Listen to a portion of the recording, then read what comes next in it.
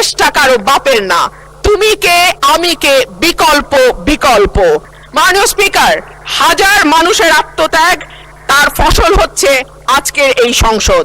এই মানুষগুলো কারা যাদের আত্মত্যাগের বিনিময়ে আমরা আজকে কেউ মন্ত্রী, কেউ এমপি, কেউ সরকারি দল, কেউ বিরোধী দল হয়ে এসে সংসদে বসেছি।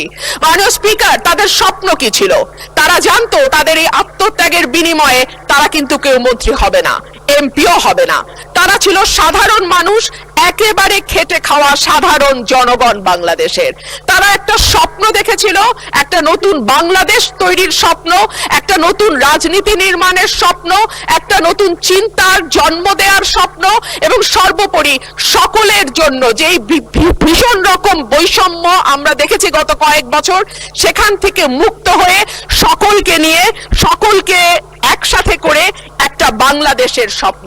সেই সকল মানুষের কাছে আমি এবং আমি বিশ্বাস করি আমার সহকর্মী এই সংসদ সদস্যরা সকলেই কৃতজ্ঞ। মাননীয় স্পিকার, শহীদদের যে প্রত্যাশা নিয়ে গণ অভ্যুত্থান, সেই প্রত্যাশা কিন্তু বায়বীয় বা অলীক কোনো বিষয় ছিল না।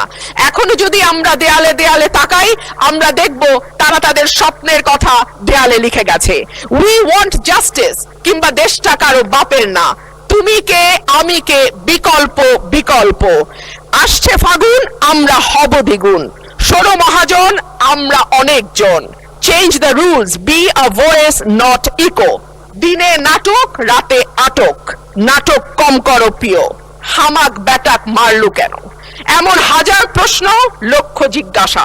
এই লড়াইটা কেবল একটা সরকার পরিবর্তনের লড়াই ছিল না মাননীয় স্পিকার। যেই কথাটি আমি বলেছি, একটা স্বপ্ন, একটা নতুন বাংলাদেশ, সকলকে নিয়ে সকলের বাংলাদেশ গঠন করবার একটা স্বপ্ন নিয়ে এই গণ অভ্যুত্থান হয়েছিল।